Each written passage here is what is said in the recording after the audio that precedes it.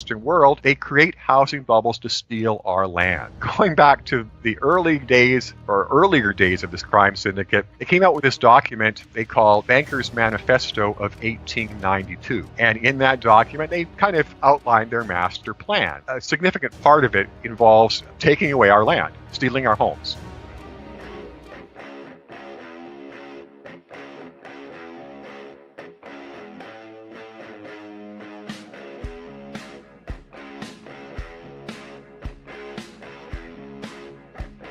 Hi, and welcome to the X22 Report Spotlight. Today we have a returning guest, Jeff Nielson.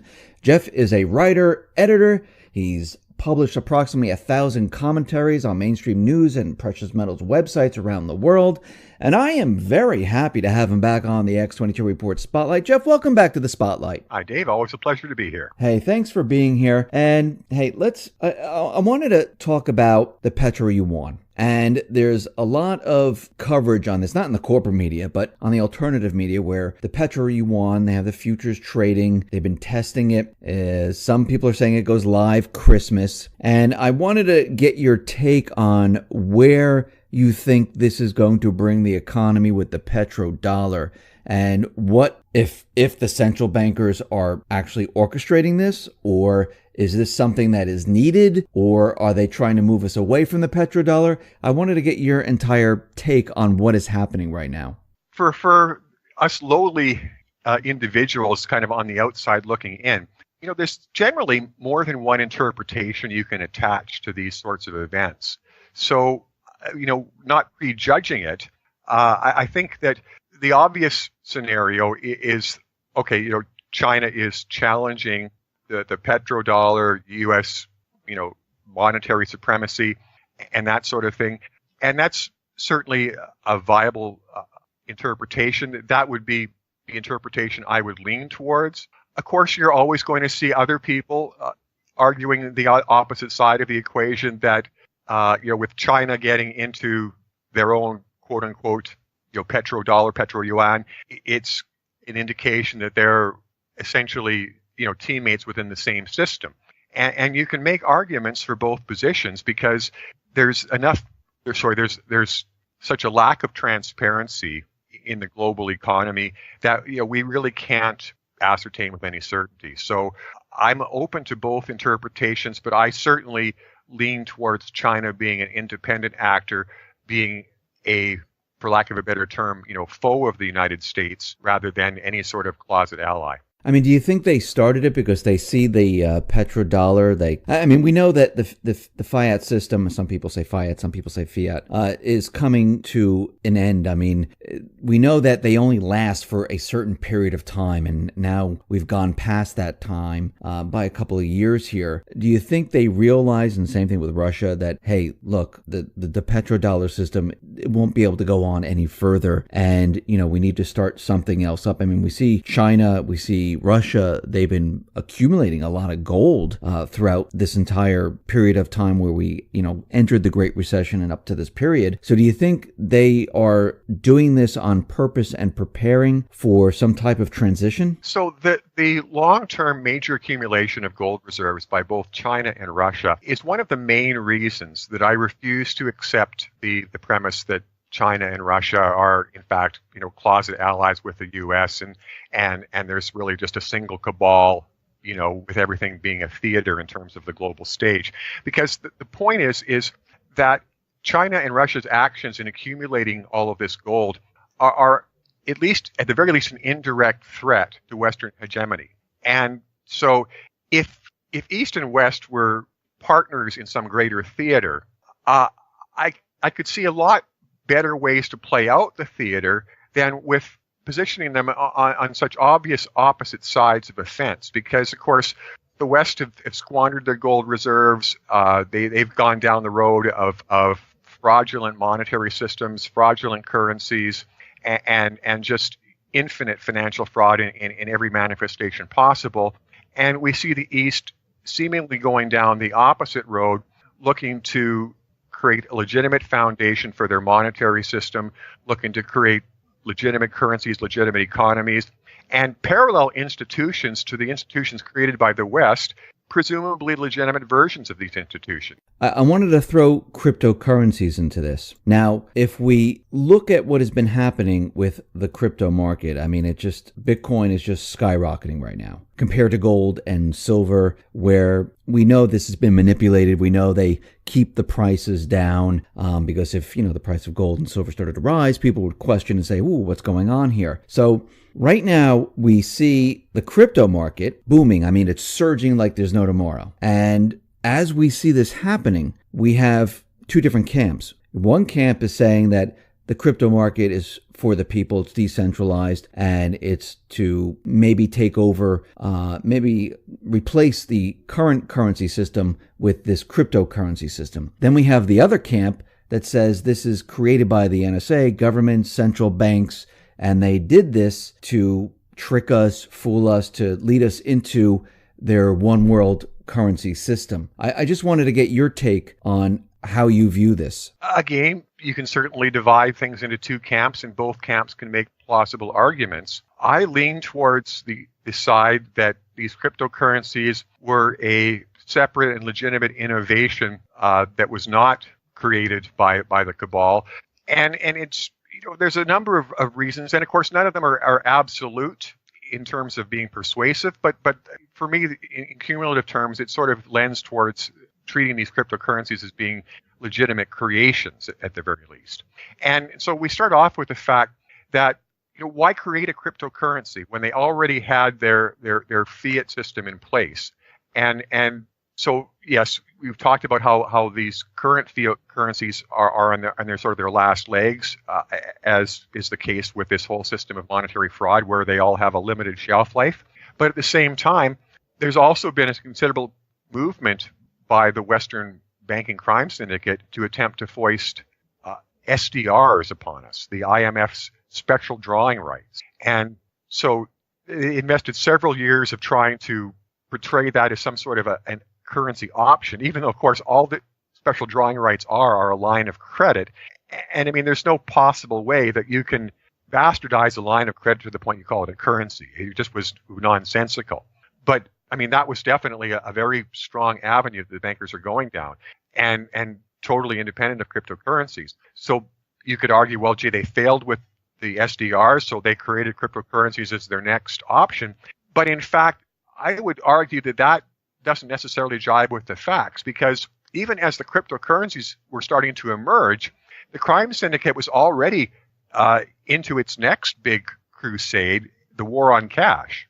And so I ask myself, if we're going to have a cashless society, and that's clearly a very strong incentive for the crime syndicate, then where is the need to invent new currencies? And in particular, where is the need to invent currencies that operate independently out of the present monetary system? It would seem to totally contradict their plan of centralizing control of everything related to the monetary system, forcing everything to be kept, within the big bank crime syndicate itself, versus this decentralized, externalized currency model, which seems to be totally antithetical to their general strategy. Just recently, they mentioned this futures market. And the way I see this, where they're creating this futures market for I think it's for Bitcoin, is maybe a way of trying to control what is happening in the crypto market. When you see what they're doing with this futures market, what do you see? That's exactly what I see. Oh, okay. And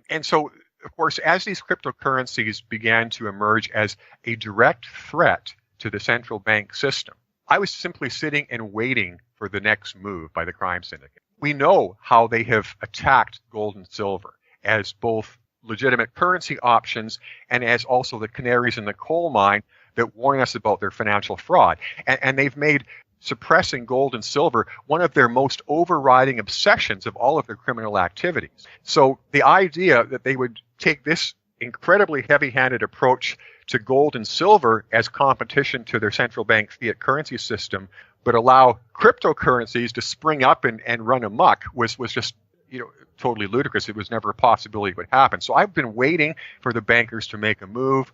The futures market is, in retrospect, the most obvious move we should have expected, because, of course, what do we know about the futures market? Well, that's one of the primary devices the bankers use to manipulate the gold and silver price. So given that track record of using these criminalized futures markets, which are nothing more than low-level casinos, and using these to bludgeon cryptocurrencies seems to be a very natural strategy.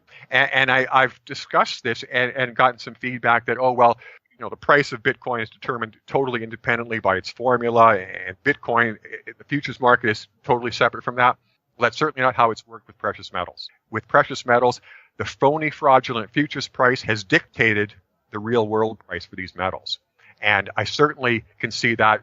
I mean, I don't know precisely how the mechanics will operate because, of course, for most of us, the mechanics of cryptocurrencies are still a little bit sketchy. But obviously, the futures market will impact the real Bitcoin market. We just don't know how yet, but certainly we can suspect that the intentions are very similar to what we see in gold and silver. Yeah, I mean, I noticed that when Bitcoin, started to surge and it started, people were saying, hey, let's look at this. Because now, like in the beginning, everyone laughed at Bitcoin, everyone laughed at the crypto market.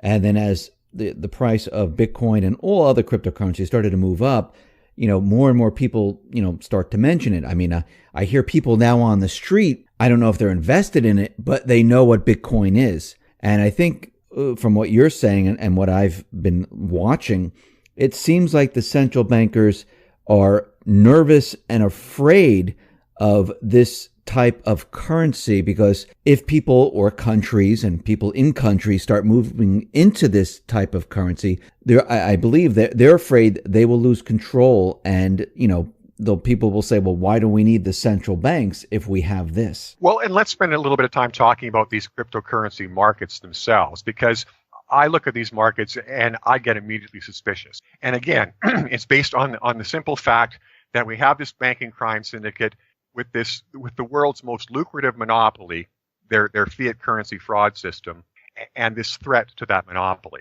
And so, of course, obviously, they're not going to sit back and do nothing. So we're talking today about the futures market and how that could impact Bitcoin in particular. But this doesn't mean that they haven't already been extremely busy in more covert means. And what I mean by this is, with respect to anything that the bankers consider a threat, they have basically two strategies: take control of it so they can pervert it, or destroy it. So, of course, the futures market, as we've just finished talking about, could be a strategy to destroy the cryptocurrencies. But this doesn't mean that they're not also pursuing the other strategy of trying to control them. And so how do you control the cryptocurrencies? Well, it's really, really simple. We have this banking crime syndicate that's counterfeiting trillions of dollars. They counterfeit infinite quantities of their funny money. It's literally of less value to them than monopoly money. And so how do you take control of the cryptocurrencies? You buy them. I strongly suspect that somewhere in the neighborhood of 75% of all cryptocurrency holdings are held directly or indirectly by the bankers. Because if you buy the cryptocurrencies, you control the cryptocurrencies, and you can destroy them another way. You can destroy them by selling them.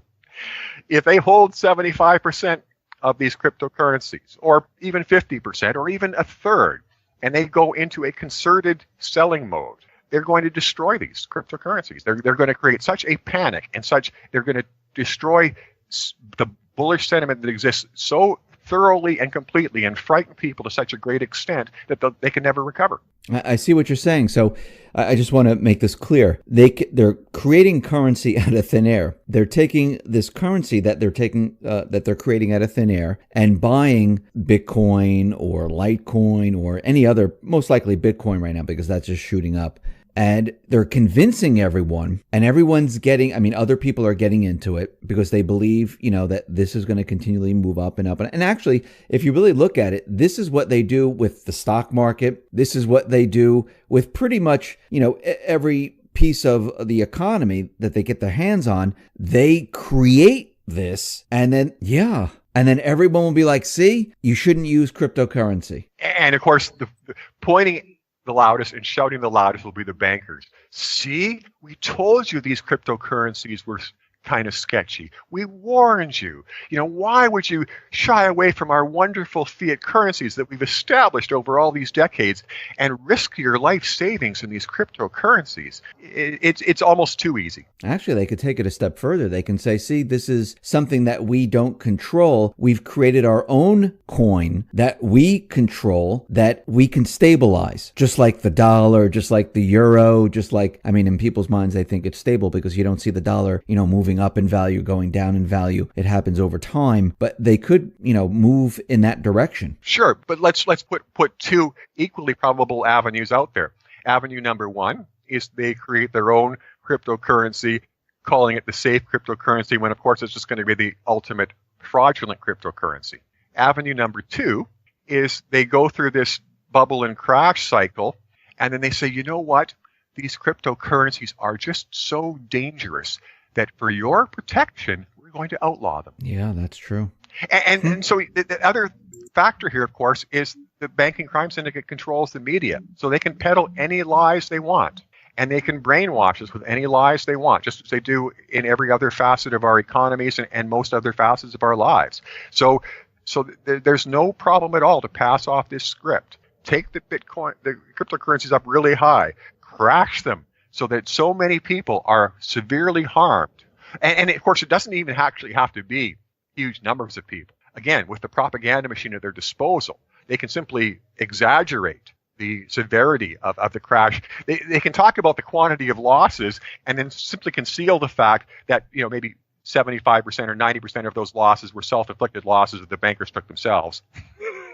And of course, the actual damage to ordinary people was a tiny fraction of that. That detail totally be lost in the shuffle in terms of being used to demonize cryptocurrencies as not being safe for us to use. But the thing, of course, with these sorts of interviews, I almost hesitate to offer these theories and ideas, because the last thing I want to do is to give these criminals ideas. That is true. We don't want to give them any other ideas, but if we're thinking about it, that they're thinking about it, because the name of the game is to protect their system, and they'll go to any length to protect their system. I wanted to get into what has been happening with the economy right now. And, we're going through coming into the holiday season, and corporate media is telling us, the economy's doing well. Actually, Trump is out there saying that, look at the stock market, look how great everything is. And when I look at the economy, I don't see the same exact picture of what they're feeding us. I see retail still, breaking down. Toys R Us is out there saying, oh yeah, during this holiday season, we're not doing that well. We might be closing 100 or 200 stores. And it doesn't seem like things are going as well as they're making us believe. When you look at the economy, what do you see happening? I just see train wrecks all across the Western world. There is no aspect of economic health in any Western economy. There is a facade of economic health in many of these economies, and the facade is created by the real estate bubbles that the banking crime syndicate has created with their criminally low interest rates, which have been frozen at record low levels for now almost a decade. So the point is, if you manufacture the biggest real estate bubbles in the history of civilization, there's going to be these temporary spin-off benefits. There's going to be this phantom home equity that people think they have that they're going to borrow off of. There's going to be, of course, a construction boom as the real estate industry creates millions and millions of housing units for no other reason than to be soaked up by speculators gambling in the housing market. So in Canada, we have perhaps two of the worst urban housing bubbles in the Western world in two of our largest cities, Toronto and Vancouver. And I've been covering these bubbles extensively for the audience at Stockhouse, and pointing out the utter insanity of the magnitude of the run-ups in real estate prices.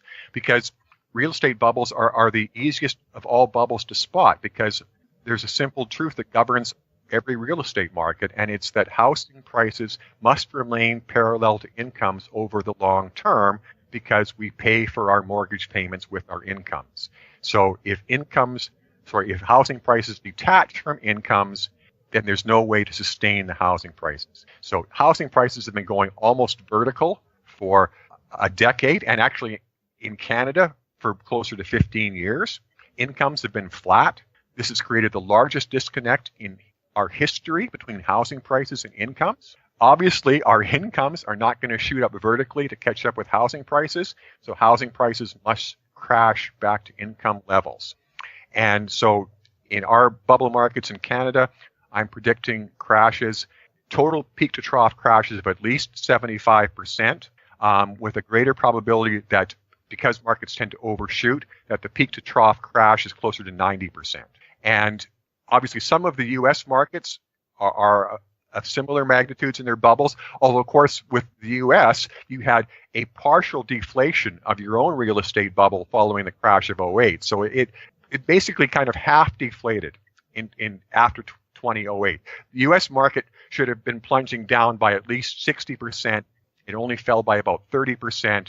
And the reason it didn't fall by the full 60% is, of course, the banking crime syndicate did everything in its power to pump and pump and pump on that market to stop it from falling further. And I mean, it's so hilarious because, 8 years of pumping this market as hard as they could, and they've, in most of the U.S., they've just created this sort of little hill, in prices compared to the huge mountain that we saw back in 2005 through 2007. But of course, there's still a few of the urban markets. I think San Francisco is a good example where housing prices are just astronomical, and markets like that are going to be experiencing horrendous crashes. Now, from your research up in Canada, where you're seeing the bubbles, I mean, have you found out how they were actually able to pump the prices to the level that they're at right now? The central reason is interest rate, and I mean, it's really simple arithmetic. The lower interest rates are, the less money people waste paying interest to the banks on their purchase of a home. So this means that there's a much stronger incentive to purchase real estate, and that much stronger incentive will always push prices up. If you create an incentive to get into any market, prices will go higher. So low interest rates always produce housing bubbles. The lowest interest rate will automatically produce the biggest housing bubble. Having the lowest interest rate in history for a full decade will automatically produce the biggest housing bubble in history. Beyond that, I refer again to the counterfeiting operations of the banking crime syndicate. So they have infinite quantities of their funny money. They want to create housing bubbles. Not only do the housing bubbles help to hide the economic collapse they've engineered across the Western world, they create housing bubbles to steal our land. I can't remember if I mentioned this to you before, but going back to the earlier days of this crime syndicate, they came out with this document they called the Banker's Manifesto of 1892. And in that document, they kind of outlined their master plan. And I can't quote most of it, but a significant part of it involves taking away our land, stealing our homes. And the line that I do remember very clearly from the Banker's Manifesto of 1892 is this: people without homes will not quarrel with their leaders. So, of course, we have today the most corrupt governments in our history. We have our constitutions having been torn up, essentially, and flushed down the toilet. Our economies have been destroyed. People should be rioting in the streets. Well, what's one reason people aren't rioting in the streets? Because more and more people are being thrown out of their homes. Homeless people don't protest. Yeah, I mean, so this, explains, like, in '08, who bought up all the toxic real estate? It was the central bank, trillions of dollars worth of. Of course, not the central banks, because the central banks are just the funnels, the initial funnels in the counterfeiting operation of the big banks. And so, the true counterfeiting takes place with the big banks via the fraud of quote unquote fractional reserve lending, which is nothing but pure fraud. A bank takes in $1 and it's allowed to legally lend $35. It's allowed to legally lend the $1 that exists, and it's allowed to conjure into existence $34 more. So the fraud of fractional reserve banking exceeds the fraud of central bank money printing by more than an order of magnitude. So it's the central bank money printing that provides the seed money for the major counterfeiting operations of the big bank crime syndicate. Okay, so we have the housing bubble in Canada, in the United States, I think Australia, and throughout Europe. Do you in Canada? Do you see cracks right now in the housing bubble, or is it still they're still pumping it up? There was a very severe crack, to put it mildly, in the Toronto market. There was some very strong signs that the bubble has popped.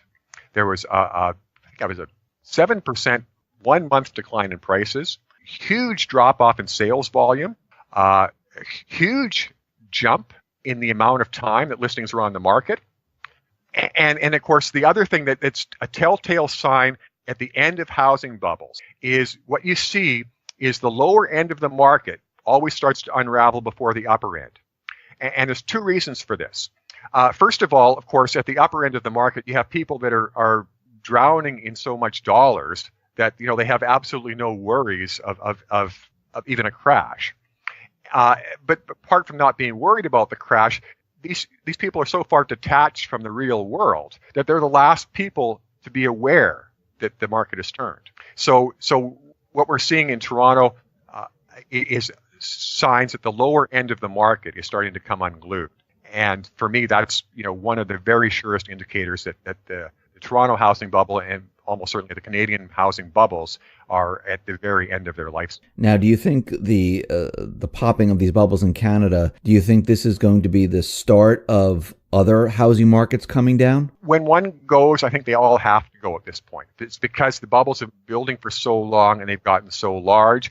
And the other factor is, of course, if you want to create as much carnage as possible in these housing markets, you don't want to give the people in one jurisdiction the opportunity to watch a bubble melt down in another jurisdiction to protect themselves. You want to basically spring this catastrophe on people at roughly the same time. But beyond that, I think it would be extremely difficult to keep these other bubbles propped up when one or more of these urban bubbles start to obviously collapse, just because there's so much interconnection in banking and it's a global economy more than ever before. So people purchase real estate internationally now. It's not like a generation or so ago when people bought real estate in the jurisdiction they lived in, and the idea of buying real estate around the world wasn't really on most people's radar. So when this goes, I mean, you told us already in Canada how bad it's going to get. So the rest of the world, it's going to drop 30, 40, 50%, I'm assuming. And it's going to be maybe equal to what happened to in 2008? No, much worse. Because the other thing so in the U.S. housing bubble that was pumped up through the beginning of this century, it sort of reached its peak through 2005 to 2007. At that stage, the U.S. economy was not clearly bankrupt. You could still make some sort of argument that there was a possibility of salvaging solvency in that economy. But now, there's been trillions and trillions of dollars more debt piled on, enormous handouts to the big banks, most of that behind the scenes that we're going to be paying for decades to come. But the crash of 2008 basically bankrupted the entire Western world. The crime syndicate literally turned these governments upside down, shook them as hard as they could, and took everything that fell out of their pockets. And so there's nothing left. So when we go down the next time, there's no way of turning out of it again. And for me, this is the only reason why the big banks have not already staged their next crash, because they have worked themselves into such a corner that they don't even see a way out. So there's going to be one more crash. There's probably not going to be anything resembling a recovery in any form that we recognize, because there's going to be nothing left of our economies after the next crash. And here you have to understand that there's been this ridiculous debate taking place with people who call themselves economists, some saying we're going to have hyperinflation, some saying we're going to have a deflationary crash. Well, the point here is that anybody who is forecasting that we're going to have a deflationary crash is so economically incompetent that nobody should listen to a word they say. In order for any economy to be able to suffer a deflationary crash, the first thing that economy must be is solvent. Because in order to have a deflationary crash, you have to have resources that you can cannibalize. That's how you get through the crash. We have no resources to cannibalize. So when we go down again, what can these corrupt governments do with their bankrupt economies? Nothing except print, print, print, print, print. That's hyperinflation. That's the only possibility.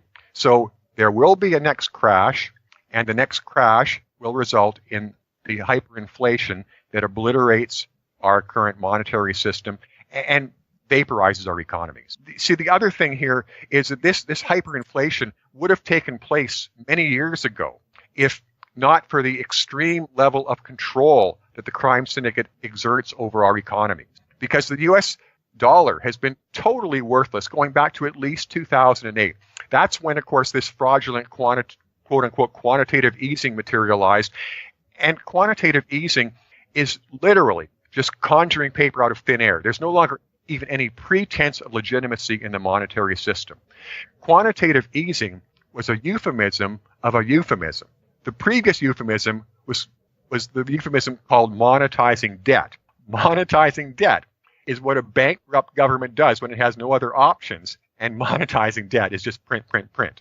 You conjure paper out of thin air, and you use this worthless paper to pretend to pay your bills. And that's what the Western world has been doing since 2008, conjuring paper out of thin air to pretend to pay its bills. Is the central bank, do they still, I mean the Fed and the crime syndicate, do they still have the same control over the economy that they had back in 2008? They have this incredibly powerful chokehold, but it's a chokehold. It's not a magic wand.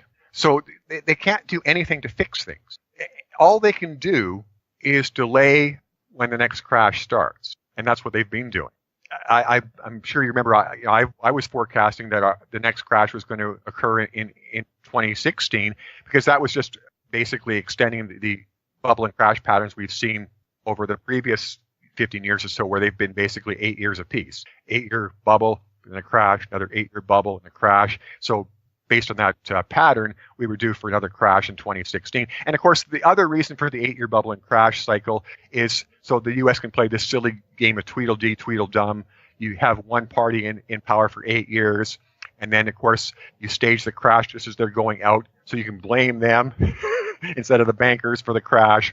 And then you hail the party that's coming in as white knights because you know that the morons in the general population have already forgotten the fact that the people being hailed as the white knights were the people being blamed for the previous crash. What happened this time? Why didn't they got afraid? They got afraid to take things down because they've got no exit strategy. So the question is, how long can they keep this going? When you have absolute control over the media, when you can conjure infinite quantities of funny money, and when the crime syndicate itself, according to the computer model of some Swiss academics, controls 40% of the entire global economy, it's impossible to attach a precise answer to this because it's basically trying to answer the question, how long can you duct tape this economy together before it just blows apart?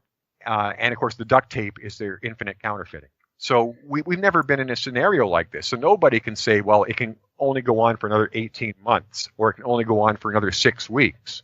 Maybe it can go on for 20 years. I can't possibly conjure how that could be possible. But I was convinced that these bankrupt economies couldn't hold together past 2010. So, call me surprised already. So I'm going to bring this back to the first question where we were talking about the petro-yuan and petrodollar.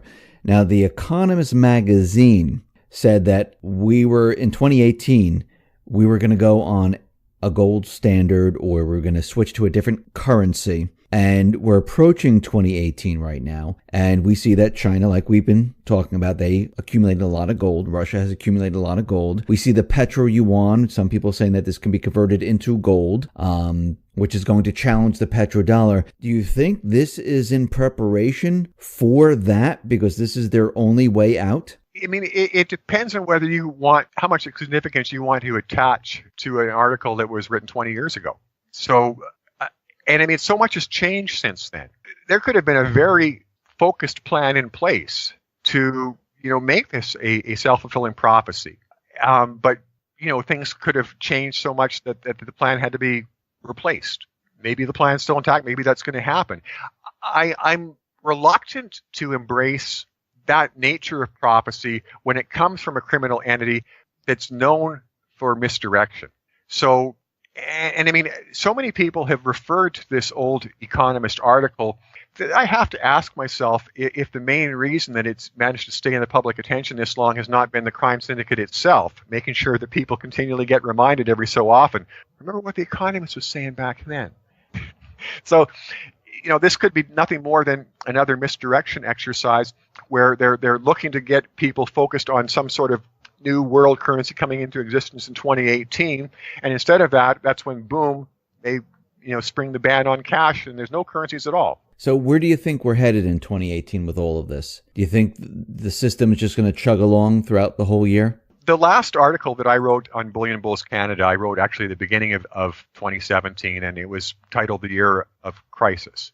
And I think that that's played out. I mean, there's been small-scale warfare erupting in various areas. There's been the U.S. trying to generate large-scale warfare with Russia or with China or with North Korea or anybody they can get a dance partner with.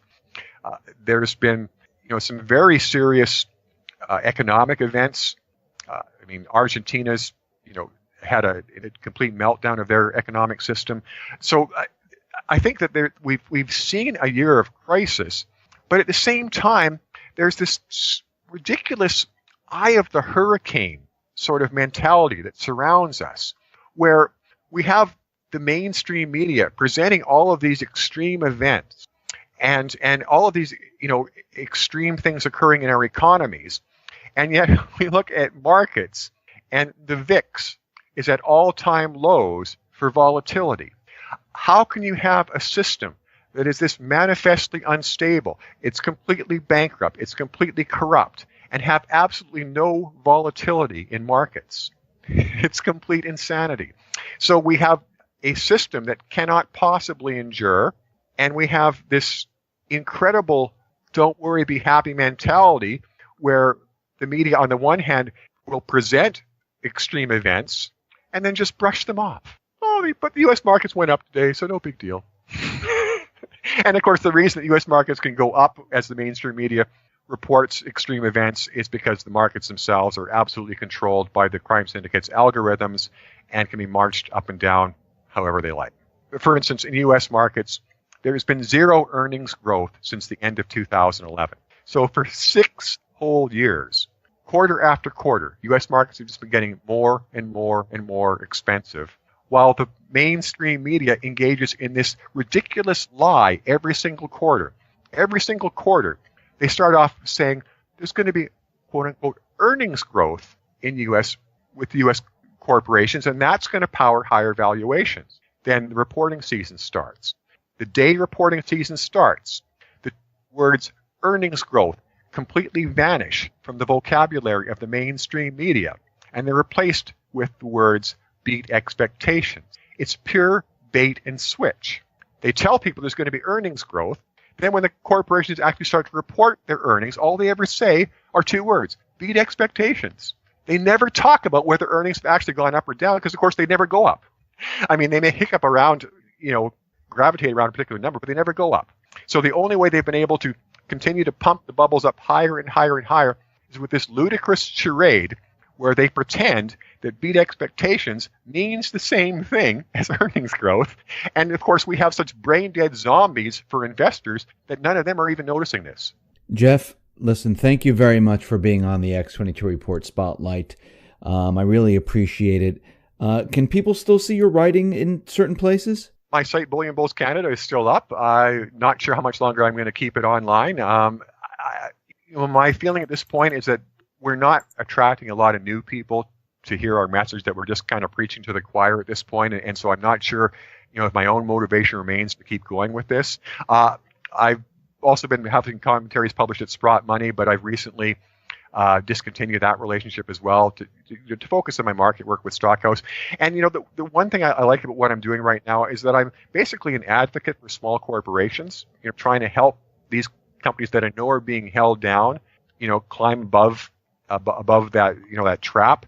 And so at least what I'm doing, now I can sort of feel like I'm doing at least a little bit of good, whereas I sort of felt before with my writing, I'm just spinning my wheels. And so that's going to be my focus at least for the immediate future. Jeff, once again, thank you very much for being on the spotlight. I appreciate it. Thanks again for the invitation, Dave. Hope to be back soon.